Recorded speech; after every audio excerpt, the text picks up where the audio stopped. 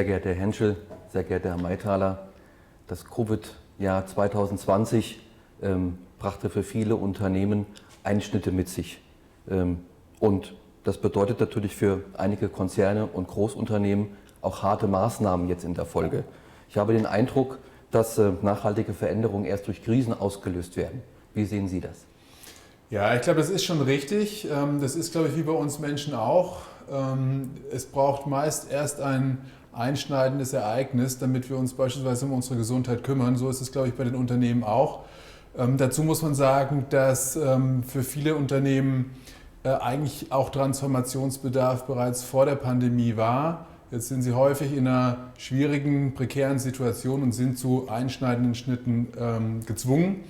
Wir glauben, dass die Pandemie für viele Unternehmen ein Weckruf ist und war, sodass jetzt wirkliche Veränderungen auch unternommen werden. Herr Maythaler, muss es denn immer erst so weit kommen? Permanente Unternehmensveränderung ist doch in jeder Wirtschaftssituation notwendig. Grundsätzlich wird es immer Einschnitte geben, die Unternehmen unvorbereitet treffen und sie vor ungeplante Herausforderungen stellen. Ich denke, Zukunft ist und bleibt ein Stück unvorhersehbar. Verstärkend kommt in Zukunft aber noch hinzu, dass die Herausforderungen vielschichtiger und komplexer werden. Das heißt, Unternehmen werden sich viel kurzzyklischer oder eigentlich sogar kontinuierlich verändern und wandeln müssen.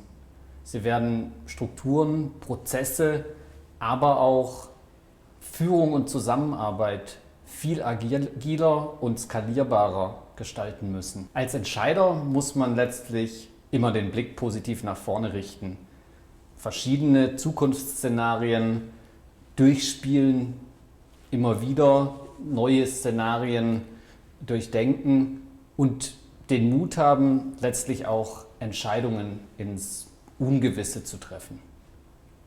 Mit Blick auf die Auswahl von Beratern sollten Einkäufer gemeinsam mit dem Management darauf achten, Berater an Bord zu nehmen, die eine ganzheitliche Perspektive einnehmen. Eine ganzheitliche Perspektive auf Strategien, Geschäftsprozesse, Transformation und letztlich auch Portfoliogestaltung. Herr Henschel, das hört sich danach an, dass das permanente sich in Frage stellen ein kontinuierlicher Prozess für Ihre Kundinnen und Kunden ist. Das ist heutzutage wirklich so. Wenn Sie sich anschauen, eine Disruption löst die nächste ab. Die Innovationszyklen werden immer kürzer. Die Unternehmen müssen sich permanent in Frage stellen und müssen sich permanent verändern, um eben auch nicht kalt erwischt zu werden von der nächsten Innovation. Wichtig ist aber, dass das Unternehmen seinen Kern behält, dass es fokussiert bleibt, aber dennoch auf die Veränderungen in der Umgebung entsprechend Acht gibt und diese berücksichtigt. Können Sie das in einem konkreten Beispiel festmachen? Ja, wir haben einen Klienten, das ist ein Automobilzulieferer. Er stellt Komponenten für den Verbrennungsmotor her. Ich glaube, es ist heute klar, dass bereits vor der Pandemie die Veränderung in der Automobilindustrie deutlich war, hin zur Elektrifizierung. Das Unternehmen hat diese Schritte nicht angegangen. Jetzt in der Pandemie wurde das Ganze beschleunigt. Es ist zutage getreten im Prinzip diese Krise. Und jetzt ist das Unternehmen allerdings unter einem hohen Zeitdruck, Handlungsdruck genötigt, gezwungen, Veränderungen anzugehen und das Geschäftsmodell auch entsprechend zu verändern. Und dabei begleiten wir dieses Unternehmen. Herr Maythaler, das klingt nach einer spannenden Profession. Was bedeutet das für den Beratungsmarkt? Ich bin jetzt seit circa 20 Jahren Berater. Die Situationen, denen wir in Unternehmen begegnen, sind aber immer noch einzigartig. Es bleibt einfach ein Stück was Besonderes, Unternehmen in Veränderungssituationen zu begleiten, Wandel mitzugestalten. Und es sind verschiedene Aspekte, die auf diesem Weg des Wandels eine wichtige Rolle spielen.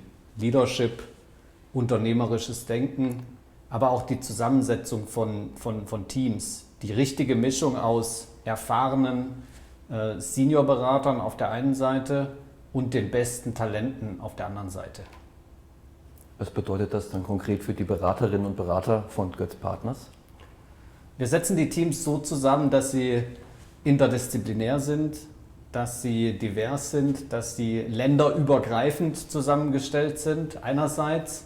Zweitens fördern und forcieren wir das unternehmerische Denken bei unseren Teams, indem wir ihnen die Möglichkeit geben, allen Kollegen die Möglichkeit geben, hier bei uns in unserem Investmentarm selbst zu investieren. Neben alledem spielt am Ende aber auch die Freude und Faszination an Veränderungen eine große Rolle.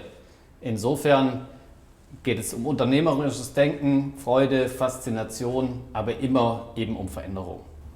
Klingt sehr spannend und wir halten fest, Zukunftsgestaltung findet jeden Tag statt.